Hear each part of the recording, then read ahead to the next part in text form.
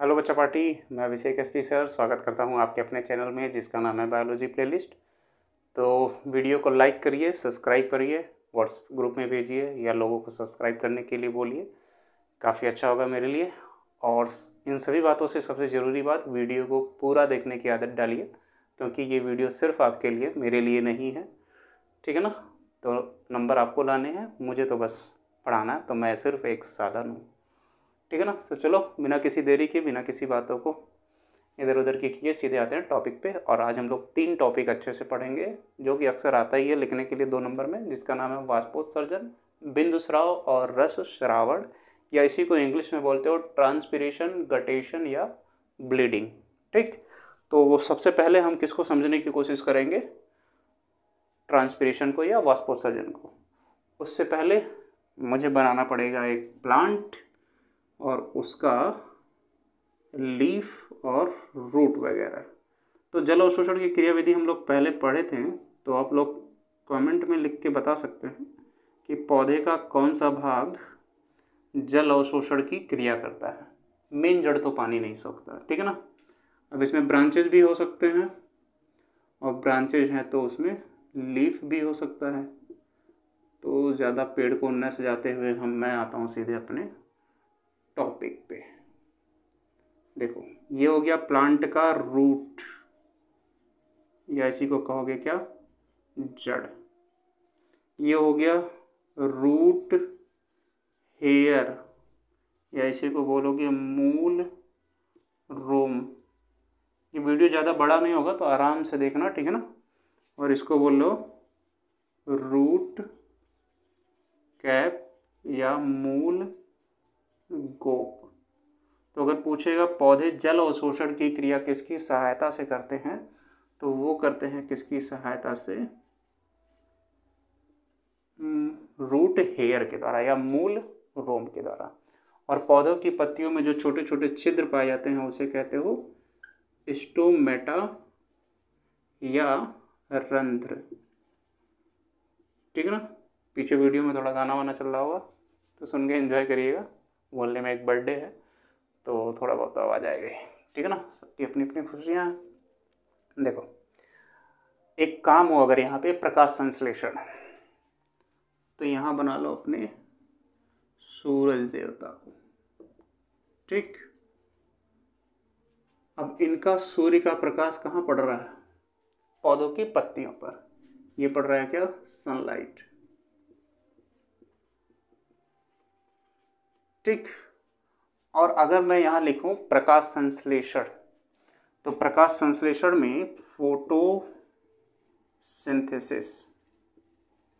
या इसी को हम हिंदी में क्या कह रहे थे? प्रकाश संश्लेषण। तो प्रकाश संश्लेषण की क्रिया में होता क्या है कि जो प्लांट है, ठीक, पौधा है, वो मिट्टी से जल अवशोषित करता है और वायुमंडल से, इन्वायरमेंट से कार्बन डाइऑक्साइड गैस ग्रहण करता है, और पत्तियों में उपस्थित क्लोरोफिल, या इसे कहोगे हरित लवक, और सूर्य के प्रकाश की उपस्थिति में अवशोषित जल की सहायता से ऑक्सीजन और कार्बन डाइऑक्साइड की सहायता से ग्लूकोज या भोजन का क्या करता है? निर्माण करता है। साथ ही कुछ मात्रा में एनर्जी मुक्त होती है। तो इस क्रिया को क्या कहते थे? प्रकाश संश्लेषण। तो प्रकाश संश्लेषण आप लोगों को अगर पढ़ना होगा तो वीडियो में जाइएगा, 10th क्लास का प्लेलिस्ट खोलिएगा चैनल पर, प्लेलिस्ट, और उसमें टॉपिक वाइज आपको वीडियो अच्छे से मिल जाएगा, वहाँ से देख लीजिएगा, ठीक है ना? अभी मैं आता हूँ सीधे अपने टॉपिक पे। तो पौधे क्या कर रहे हैं? प्रकाश संश्लेषण की क्रिया में मिट्टी से क्या करते हैं? जल अवशोषित करते हैं। और अगर पूछेगा किस जल को अवशोषित करते हैं, तो इसके पिछले वाले लेक्चर पे हम लोगों ने लिखा था कैपिलरी वाटर, केशिका जल। कैपिलरी वाटर, या इसी को कहते हो केशिका जल हिंदी में। पौधे मिट्टी में जो केशिका जल है उसी को अवशोषित करते हैं, बाकी प्रकार के जल को अवशोषित नहीं कर पाते क्योंकि ये तरल पदार्थ के रूप में पाया जाता है। अब सीधे सीधे टॉपिक पे आओ और आराम से सुनो। पौधे प्रकाश संश्लेषण की क्रिया में मिट्टी से जल अवशोषित करते हैं इस जल का कुछ भाग वह प्रकाश संश्लेषण की क्रिया में ऑक्सीजन के निर्माण में खर्च करता है और शेष जल पौधों की पत्तियों में उपस्थित रंध्रों द्वारा यदि वाष्प के रूप में बाहर निकलता है तो इस क्रिया को वाष्पोत्सर्जन कहते हैं या ट्रांसपिरेशन।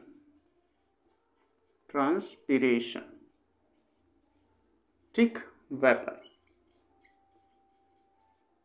फिर से बोलना, अगर पूछेगा वाष्पोत्सर्जन या ट्रांसपिरेशन किसे कहते हैं, ध्यान से सुनना कि पौधे प्रकाश संश्लेषण की क्रिया में मिट्टी से जल अवशोषित करते हैं। किस जल को? केशिका जल को।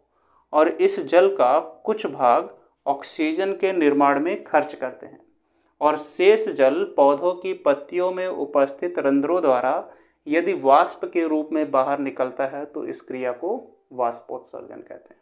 एक टॉपिक क्लियर। दूसरा, कौन सा? बिंदु स्राव। अब पौधों की पत्तियों में ये पाए जाते हैं वेन्स, या इसे कहते हो सिराएं, जो पत्तियों के किनारे तक फैली हुई हैं, ऐसे यहाँ पर, ठीक है ना, यहाँ तक। तो इनके किनारे वाले भाग में भी क्या पाया जाता है? छिद्र पाया जाता है और उस छिद्र को कहते हो जल रंध्र, या इसे हाइडेथोड्स भी कहते हो इंग्लिश में, ठीक है ना, या वाटर स्टोमेटा भी कहते हो इसको। क्या कह रहे हो? वाटर स्टोमेटा या हाइडेथोड्स, ठीक है ना। अब दूसरे वाले पे आओ, बिंदु स्राव पे।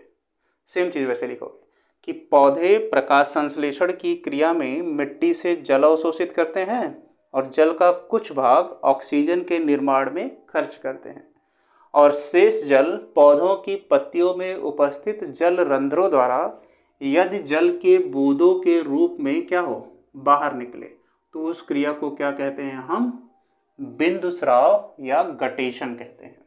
मतलब यहाँ जल रंध्रों से जो जल है वो कैसे निकल रहा है? जल की बूंदों के रूप में, जल की बूंद के रूप में। और ठीक है, उसके निकलने को क्या कह रहे हो तुम? गटेशन, या उसी को हिंदी में क्या कह रहे हो? बिंदु स्राव। कट गया, ठीक है ना। इसको क्या कह रहा हूं मैं? फिर से लिख दे रहा हूं यहाँ पे, ठीक है ना, गटेशन,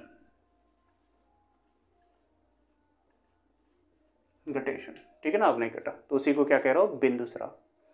एक बार फिर से, पौधे प्रकाश संश्लेषण की क्रिया में मिट्टी से जल अवशोषित करते हैं, जल का कुछ भाग ऑक्सीजन के निर्माण में खर्च कर देते हैं और शेष जल पौधों की पत्तियों में उपस्थित जल रंध्रों द्वारा यदि जल की बूंद के रूप में बाहर निकलता है तो इस क्रिया को गटेशन या बिंदु स्राव कहते हैं। और यह क्रिया तब होती है जब दिन कैसा हो? गर्म हो, और रात कैसी हो? ठंडी हो, तो ये क्रिया होती है, ठीक है ना। जब दिन गर्म हो और रात ठंडी हो तो पौधों में क्या होता है? बिंदु स्राव। ठीक, अब आते हैं तीसरे टॉपिक पे, ब्लीडिंग या रस स्राव।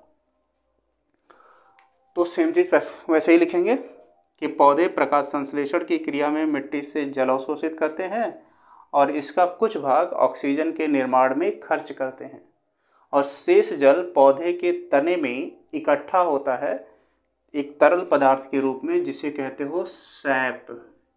ये एक चिपचिपा तरल पदार्थ होता है जो किस कलर का है? वाइट या सफ़ेद रंग का है।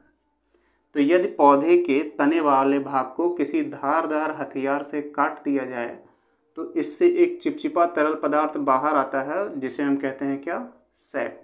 और उसे बाहर निकलने की क्रिया को क्या कहते हो? ब्लीडिंग या रस स्रावण। जैसे ताड़ के वृक्ष से ताड़ी का निकलना, TODDI उसको लिखा है इंग्लिश में, TODDY है, ताड़ी का निकलना।